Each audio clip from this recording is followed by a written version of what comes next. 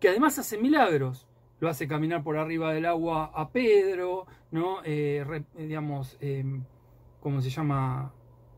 Multiplica la comida, cura a los paralíticos, a los ciegos, etcétera, etcétera. Pero además, en el caso de Judas, junto a hace vino, ese es un poder buenísimo, no me digan que no, ¿no? Y encima vino mejor que el vino, digamos, que uno en una boda pone el mejor vino que le puede pagar el bolsillo, ¿no? Él dicen ahí que, digamos, que era mejor que el que había antes, ¿no? Digamos, un tipo recopado, esto y lo otro, ¿no? Que en el caso de Judas tiene algo particular, que él, junto a Pedro, a Juan, y no me acuerdo si a Santiago, son los que, y a las familiares de Lázaro, son los que ven que resucitó a Lázaro, o sea, que resucitó a un muerto. No lo ven todos. Ese milagro lo ven algunos nada más, no lo ven todos. O sea, él ve a un tipo que puede hasta resucitar a los muertos, ¿no? O sea, Lázaro debe haber sido el primer zombie, ¿no? Digo, Walking Dead, no sé cómo habrá sido después su vida, ¿no? Pero el tipo fue resucitado, ¿no? Y en ese, ¿cómo se llama? En ese... gracias por reírse de mis chistes malos, gracias. O sea, en ese proceso, ¿no? Nunca termina de salir del placar. O sea, nunca agarra la espada y nunca hace de David. David era un dios guerrero, perdón, un rey guerrero, o sea, era un rey de aquella época, o sea, digamos, no era, o sea, era un tipo sabio, un montón de cosas, pero hacía las cosas que hacía un rey. Entonces, ¿y si se le ocurrió lo siguiente? ¿Y si se le ocurrió, por ejemplo, decir, a este hay que sacarlo hay que darle un empujoncito para que se transforme? Tiene todas las fichas, pero parece tímido. Hay que sacarlo. O sea, ¿y qué mejor que sacarlo que, digamos, meterlo en cana? Que dicho sea de paso, ¿para qué querían a Judas todo el resto de lo que lo querían meter en cana a Jesús? Si Jesús era una figura pública. O sea, lo conocía todo el mundo. El tipo predicaba en la sinagoga, hacía grandes milagros frente a multitudes. O sea, era imposible que nadie, digamos, que no se supiera. Esperen. Decía del amigo Judas antes que se cayera la transmisión. Judas, o sea, lo entrega, pero no tiene sentido pagarle 30 monedas de plata porque me digan que alguien súper conocido, una especie digamos, de Mick Jagger de aquel momento, digamos, un rockstar, o sea, súper conocido, digamos, se necesite alguien que dijiste es ese, ¿no? Es, ¿cómo se llama? Es tal o ¿cómo se llama? O cuál persona. Pero además pasa algo. Después Judas no le interesó nunca el dinero. O sea, él acepta el dinero, pero tipo con... Esto no es lo que yo quiero. Y uno podría decir, él se suicida porque se da cuenta que mandó al muere a un buen tipo, pero un buen tipo que evidentemente no se podía quitar de encima a quién. A los latigazos, a cargar la cruz, o sea, claramente, pobre hombre. Pensemos un poco en él, ¿no? Lo de la traición, digamos, todo, a esto a qué va. A que siempre podemos, digamos, reinterpretar la historia, ¿no? Esto que le subí en el ¿cómo se llama? En el Classroom, ¿no? Le subí esta cuestión de cómo la estatua de Leopoldo II es derribada, ¿no? Como un símbolo del imperialismo, como un símbolo del racismo, como un símbolo nefasto, ¿no? Y que, sin embargo, tenía un lugar muy importante, evidentemente, en la sociedad belga, y ese símbolo ya no representa lo que en sus orígenes debería haber representado, y representa todo lo que está mal actualmente. ¿Se entiende? Entonces, las religiones representan el cosmos, y en ese representar el cosmos representan también digamos, virtudes a ser presentadas como buenas, y claramente ser un traidor no es una virtud a ser presentada como buena, ¿no? O sea, nosotros estamos educados para ver en Judas a un traidor, ¿no? Y para que la traición nos haga mal, ¿no? O sea, como que no permitamos a nosotros la traición. Y después se expresan, simbolizan y dramatizan relaciones sociales. ¿Qué más claro que los que le conté de Lilith? ¿No? Simboliza un patriarcado, pero de manera clara. Y además después, cuando Jesús echa a Adán y Eva del paraíso, las maldiciones que da Jesús son diferentes de acuerdo al género. Al hombre le dice, vos vas a tener que laburar, ¿no? Y te vas a tener que, digamos, que el laburo te va a costar, vas a tener que ganarte el pan con el sudor de tu frente, y además te vas a tener que hacer cargo de esta mujer, ¿no? O sea, la vas a tener que mantener. Eso es lo que dice ahí. No digo que ocurra, digo que es el mandato de cómo se proyecta eso, cómo simbolizan las relaciones entre género. Y a la mujer le dice, vos por haber hecho esto, en realidad primero se le dice a la mujer y después le dice al hombre, al varón, ¿no? Le dice, vos vas a parir con dolor, ¿no? Y una serie de cosas. Y además le manda una maldición también a la víbora. La víbora hasta ese momento tenía patas, ¿no? Y le dice, vos te vas a arrastrar, ¿cómo se llama? Por tu vientre, y vas a ser maldecida, ¿no? O sea, todas las cuestiones que, dale, es una víbora. O sea, sí la hizo la naturaleza. ¿Qué culpa tiene la víbora de ser víbora? O sea, digamos, pero bueno, está simbolizando, dramatizando relaciones sociales. Entonces, una forma de simbolizar estas relaciones sociales es dividir polarmente la realidad, ¿no? ¿A qué refiero dividir polarmente? Toda religión presenta una sociedad ideal y una sociedad real. Es decir, una sociedad ideal sagrada, entiéndase, ¿no? Y una sociedad real, es decir, laica o impura o cotidiana, ¿no? Pero esto tiene una explicación, ¿no? En el ser humano hay, digamos, dos tendencias. Una es idealizar y otra es hacer realista.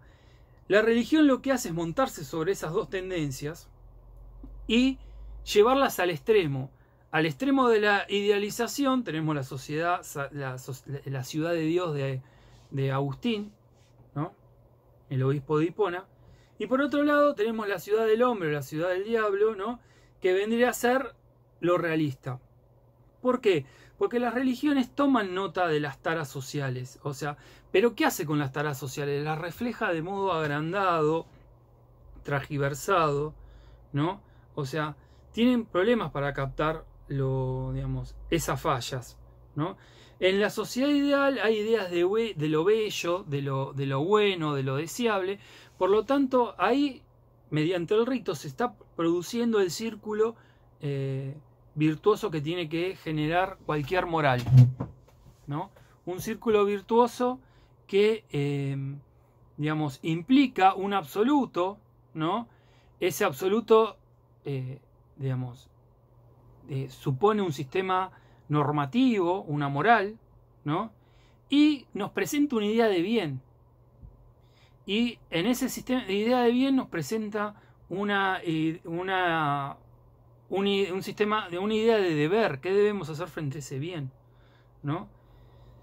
Con lo cual estamos tomando noción que claramente que la moral es histórica y varía, porque si no, explíquenme cómo Agustín llegó a ser santo. Vean su vida y no van a encontrar nada bueno. Agustín era una especie de loco Abreu del fútbol, ¿no? Pasaba de equipo en equipo, como hacía el loco Abreu, pero en religiones. Un día era una cosa, pasó por todas las religiones habidas y por haber, ¿no? Hasta que un día, después de mucho libertinaje y mucha joda, se fue hacia el cristianismo, ¿no? Y es uno de los padres fundadores de la iglesia. Pero para que tengan una idea de quién era este personaje, como era libertino, hacía cosas de libertino, ¿no? Y piensa en una sociedad totalmente patriarcal, ¿no? Él tenía esclavas. Con una esclava en particular tenía hijos. Dicho hoy en día, seguro que no fueron consensuados esos hijos, deben haber sido producto de la violación, ¿no? Pero más allá de eso, ¿no? Un día la mamá, ¿no? Le dice a Agustín, que también es santa, le dice, Agustín, te conseguí una buena mujer para vos. Una mujer que por contactos sociales y demás es lo que te corresponde para vos casarte. Y Agustín, ¿no?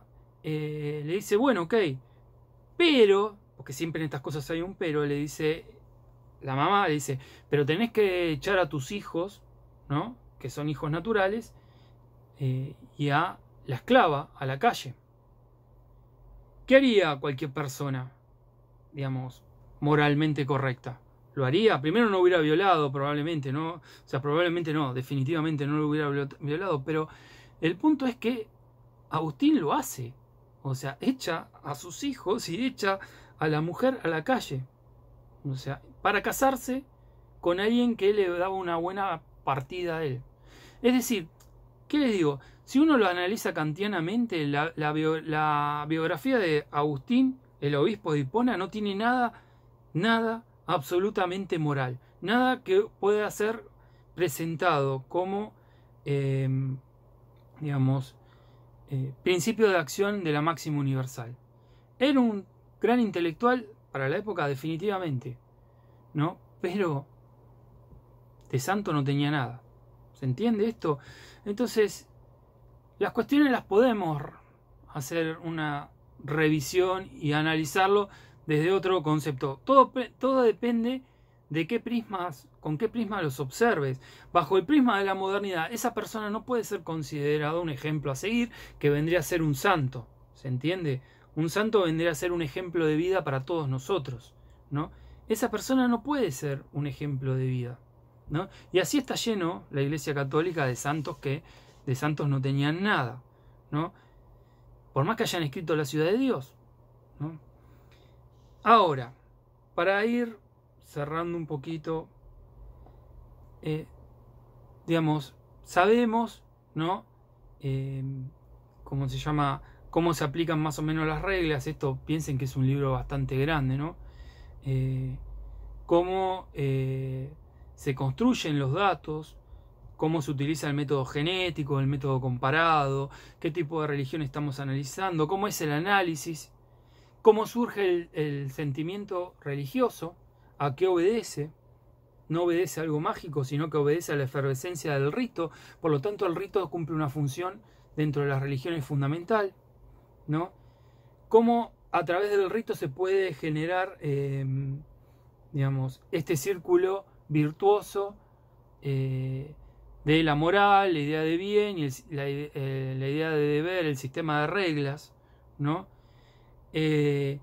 Cómo toda religión tiene una explicación de más allá del mundo, ¿no? Que es una explicación sobrenatural, pero no es la causa de la religión, sino que eso viene después. Cómo simbolizan y expresan relaciones sociales, ¿no? O sea, claramente la Biblia, si hay algo más patriarcal que la Biblia, no sé a dónde lo pueden conseguir. O sea, claramente está diciendo que hay el hombre mayor con ciertas características, es el que manda, el patriarca. Y después todo lo demás están digamos, en una pirámide hacia abajo, ¿no? Digamos, todas estas cuestiones, ¿no? Aparecen, pero ¿qué pasa cuando la religión, como cualquier hecho social, muere? O un tipo de religión muere, ¿no? ¿Qué pasa cuando la religión deja de tener la capacidad de organizar nuestras subjetividades, de organizar el conocimiento del mundo, de representar la sociedad, de dramatizar las relaciones sociales, ¿no? Esto pasó, se pierde la fe, sí, Alan. Esto pasó en el siglo XVIII. Pero uno puede pensar, pasó porque estuvo la Revolución Francesa. Entonces la Revolución Francesa hizo caer a la Iglesia, como piensan los conservadores. el ser humano se alejó de la iglesia, del poder paternal de la iglesia, o maternal, depende como la palabra que usen, y empezamos a seguir falsos profetas como Freud, como Marx, como probablemente piensen de Durkheim, ¿no? O sea, empezamos a creer, ¿no?, en cosas vanas cuando sabíamos la verdad. Esta es la interpretación de los conservadores, ¿no? Pero en realidad, para que haya surgido un Marx, para que haya surgido un Durkheim o un Freud o el que ustedes quieran, la religión se tuvo que haber muerto, ¿no? O sea, digamos, tuvo que haber perdido esa capacidad coercitiva que, por ejemplo, se le expresó a Galileo. Si la religión después no hubiera declinado, Galileo no hubiera aparecido nunca en un libro de historia, ¿se entiende? Galileo lo reivindicamos lo del presente, digamos, más de acá, desde el presente, pero en aquel momento Galileo estuvo a punto de ser, digamos, sometido a ¿cómo se llama?, a la Inquisición, ¿no? Entonces, siempre hubo herejes, siempre hubo gente que pensaba diferente, pero cuando la religión era poderosa, la religión cristiana, no había mucho espacio para que eso surgiera, y de hecho eran absorbidos o derrotados, ¿no? Una cosa que hizo Constantino, un emperador romano, ¿no?, que fue el primero que, digamos, utilizó en sus legiones la figura de la cruz, ¿no? ¿Qué buscaba con eso? Y probablemente no creer en algo mágico, sino que el soldado que tenga una cruz pensaba, bueno, me muero, voy al cielo, ¿no? Pero más allá de eso, Constantino, digamos, se bautizó de últimas, ¿no? Pero tuvo algo muy brillante a nivel político. ¿Qué hizo Constantino? Agarró y le dijo a las autoridades de la iglesia ustedes me arreglan las verdades de fe. No me importa que me saquen del catecismo, pero me sacan verdades que no sean cuestionables. Si Jesucristo es Dios y hombre, me lo dicen. Si Jesucristo es perfecto hombre nada más, me lo dicen. Si Jesucristo fue perfecto Dios, me lo dicen. Pero me organizan toda la doctrina de la iglesia. Los encerró en un concilio, le puso el ejército, claro, Julieta de los concilios, le puso el ejército rodeándolo y le dijo, ustedes no salen hasta que me saquen algo coherente y me dejen de... Con lo cual yo pueda, digamos... Él era más poderoso que el Papa o que el patriarca, del patriarca de Constantinopla o el Papa. O sea, como emperador romano era la máxima figura del cristianismo, ¿no? Pero él necesitaba como máxima figura para gobernar el imperio romano tener una doctrina. Por lo tanto, representar a la sociedad en sentido cognitivo, hacer inteligible lo real, expresar y dramatizar y simbolizar relaciones sociales, ¿no? ¿Se entiende? Y acá hay algo fundamental. El cristianismo hacía mucho hincapié en la igualdad ante Dios. ¿En dónde? En una sociedad de esclavos. Por lo tanto, no se sorprendan de que el cristianismo haya, digamos, logrado tanta expansión, ¿no? De ser una secta judía, se transformó en una religión mundial. Y eso lo hizo el verdadero fundador del cristianismo, que es San Pablo, no es Jesucristo. O sea, San Pablo es el que se le ocurrió salirse del encorsetamiento del mundo judío e ir por todo lo conocido en aquel momento, que era el Imperio Romano. ¿Por qué? Porque San Pablo era ciudadano romano, además de ser judío era ciudadano romano y se había formado dentro de la cultura helenística. Por lo tanto tenía una cultura universal muy grande para lo que era la época, ¿no? Él en sí mismo para mí es más importante que San Pedro o que Jesús. Pero ¿qué pasó en el siglo XVIII? Colapsó, fue colapsando. Todo lo que hablamos del iluminismo y demás, eso tiene espacio porque la religión se está muriendo. Pero además, ¿no?, ya entrado en el siglo XIX, habían corrientes que directamente se reivindicaban como ateos. O sea, Voltaire decía, bueno, si no existe Dios hay que inventarlo. Porque era muy difícil reivindicarse como ateo en la época de Voltaire, siglo XVIII. Pero en el siglo XIX, O sea, Marx era ateo, o sea, los anarquistas eran ateos y muchos de los grandes positivistas eran ateos, ¿no? O sea, corrientes más derecha, corrientes claramente de izquierda, como Marx, habían notado que el axioma de el hombre debe ser religioso se podía poner en duda e incluso, digamos, eliminarlo. Entonces, ¿qué hizo la Revolución Francesa? Decidió eliminar el culto católico de una. Es una revolución. O sea, ¿qué hizo? Dijo, se acabaron el culto católico. ¿Y cómo lo reemplazó? Por un culto laico, ¿no? El culto a la diosa razón y al ser supremo, que no son dioses que interactúen con los seres humanos. O sea, vean esto como aparece después en el concepto de patria. No son dioses que interactúen con el ser humano. O sea, hay algo, digamos, que la Revolución Francesa le hace a los cristianos que antes los cristianos le habían hecho a las religiones anteriores a los cristianos. La mayoría de las fechas de los cristianos están montadas, ¿no?, en fechas de otras religiones, como la Navidad, etcétera, etcétera. Los solsticios y todo ese tipo de cosas. O sea, ¿qué hizo el cristianismo? Se apoderó de esas fechas y le puso una patente nueva, ¿no? Esto de que ninguna religión se explica a través de otra religión, digamos, por sí misma, sino que las fechas que nosotros pensamos que tal día nació Jesucristo es en realidad una fecha impuesta con algún fin, que era reemplazar a las festividades paganas. ¿Qué hace la Revolución Francesa? Lo mismo.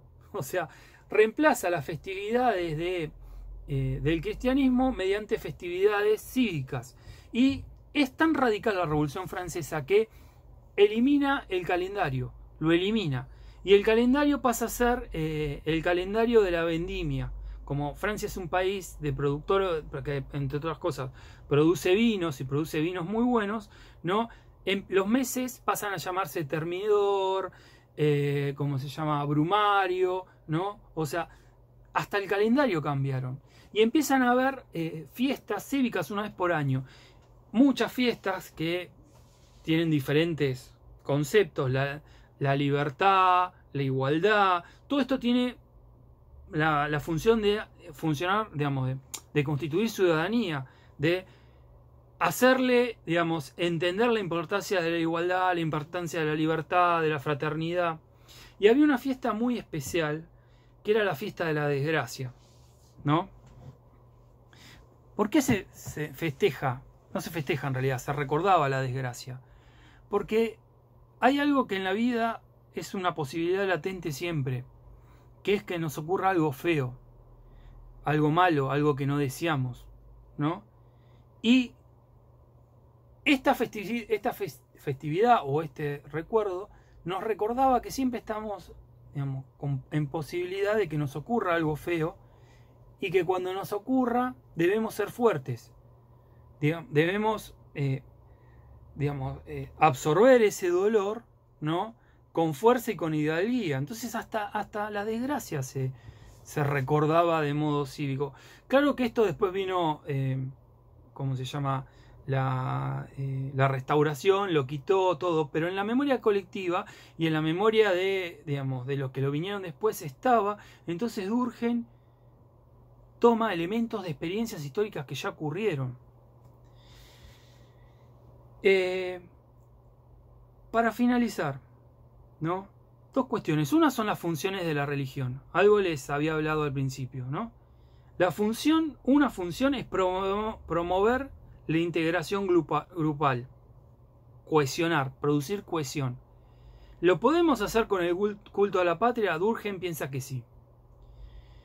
Otra función es promover la integración, pero del individuo al todo. Una cosa es cómo integramos, ¿no?, el todo, y otra cosa es cómo integramos las partes al todo, ¿no? O sea, el individuo. Otra función es simbolizar lo social, ¿no? Y en esa simbolización de lo social, ¿no?, está la capacidad de regular los comportamientos, ¿no? la capacidad de atraer a los individuos, ¿no?, hacia lo social, y después la capacidad, es decir, la capacidad de lo que se llama integración, ¿no?, y después regular cómo se puede obtener aquello que la sociedad le presenta como deseable al individuo. Es decir, se le presenta al individuo alguna idea de bien, de por qué debe estar integrado, alguna razón de integración debemos tener, algún objeto de amor y a la vez algún objeto de miedo. Pero además se nos presentan objetivos que podemos lograr, ¿no? Esos objetivos tienen reglas en nuestro comportamiento, no podemos acceder a esos objetivos de modo caótico, debemos seguir caminos, ¿se entiende? Entonces, atrás de cada religión hay un factor de integración y un factor de regulación, que son dos conceptos muy importantes dentro de la sociología de Durkheim. ¿Cómo integramos al individuo? ¿Cómo regulamos al individuo? ¿No? Y finalmente una cuestión que tiene que ver de la famosa disputa ciencia versus religión. No existe eso. No hay ciencia versus religión, ¿no? ¿Por qué? Porque la ciencia es otro espacio de la realidad que puede explicar científicamente la religión, como está demostrando Durkheim, pero la religión no se puede explicar ni siquiera a sí misma, mucho menos puede explicar a la ciencia. Por lo tanto, no hay rivalidad, porque está en dos pasos diferentes. La ciencia, además, no busca reemplazar a la religión. La ciencia sabe que reemplazar a la religión es imposible.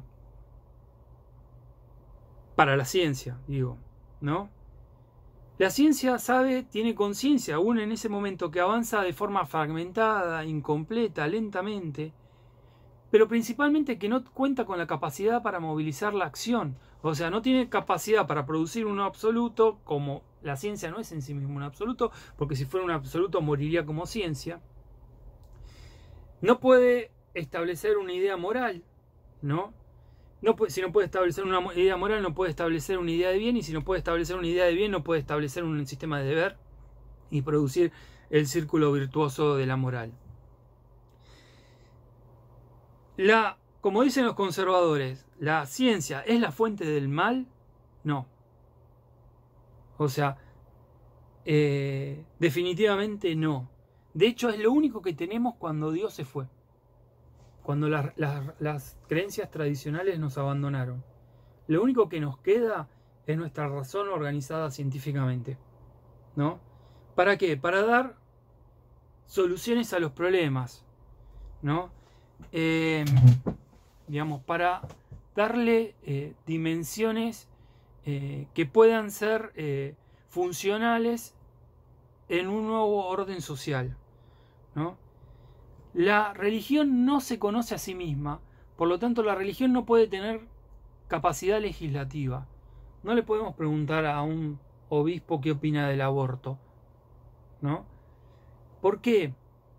Porque esto lo vamos a ver en la próxima clase, cuando abordemos el último estudio que vamos a hacer, pero vamos también a hablar, porque creo que no quedó claro hasta ahora, probablemente porque yo no hice mucho hincapié, en cuál es la función del Estado y cómo funciona el Estado como el órgano similar al cerebro en el cuerpo con relación al resto de los órganos, ¿no? Entonces, el futuro de la religión no pasa por su desaparición, pasa por su transformación. Formas funcionales y nuevas de religión, ¿no? Y la que se estaba proponiendo Durkheim era, digamos, la religión laica, o sea, el culto a la patria. La que yo creo que se impuso, ¿no?, es el culto al mercado. Hacemos cualquier cosa por, digamos, doblegarnos ante el Dios mercado y calmar sus ansias vengativas del Dios mercado. Si tenemos que pagar deuda externa a costa de la miseria, sabiendo que la deuda nunca la vamos a pagar, que es imposible pagarla, creemos que lo vamos a hacer, ¿no? Si tenemos que producir grandes ajustes sobre las masas populares porque el mercado así lo requiere, lo hacemos. Como si fuéramos los mayas asesinando, digamos, o los aztecas asesinando pueblos esclavizados para ofrecérselo a sus dioses. Básicamente no hemos avanzado nada en ese aspecto, ¿no? Digamos, nos sometemos a potencias que, como si fuera el fetiche, el mercado, no es otra cosa que nosotros, ¿no? Pero frente a nosotros se aparece como algo que nos tenemos que doblegar. ¿Cuál es el cielo que nos promete el mercado? El consumo. En el consumo se supone que uno va a ser feliz, aunque sabe y tiene la experiencia práctica, porque ninguno de ustedes es sonso, ¿no? De que uno con el consumo logra un rato a lo sumo de felicidad, ¿no? Pero después se va, ¿no? Digamos, o sea, y uno vive endeudado, uno vive mal, solamente porque hay algo así como el Dios mercado, ¿no? Que es un absoluto. ¿Por qué? Porque le tememos, claramente le tememos. ¿Cuál es el problema ahora? Ay, si la Argentina entra en default, si estamos ya, digamos, en default, o no importa, ¿no? ¿Qué nos van a caer? Las pestes, las 7 plagas de Egipto, ¿no? Van a caer en Argentina si no pagamos la deuda. Pero ¿a costa de qué la vamos a pagar? A costa de estrellarnos la próxima vez, porque esto es cíclico en Argentina, ¿no? La experiencia ya nos tendría que haber dado que por este camino nos vamos a llevar puesto de vuelta la realidad, ¿no? Por los caminos que proponen los libertarios, o mal llamados libertarios, nos vamos a llevar la puesta a la realidad mucho más rápido, claramente. O sea, no es ese el camino, ¿no? Pero es una cuestión que nosotros deberíamos, ¿cómo se llama? Repensar, ¿no? Rever, ¿no? Fíjense que si no pagamos las cuentas, si no tenemos plata, nos agarra miedo, ¿no? O sea, ¿se entiende? O sea, ese miedo está expresando el mismo miedo que tal vez un religioso le tenía a Dios y había pecado, ¿no? Y si uno no obtiene plata, lo que piensa normalmente es que es un problema de nuestra individualidad. Es un problema individual nuestro, ¿no? Que, digamos, que no obedece al orden de lo social. Así que bueno, ahora vamos a contestar preguntas. Corto.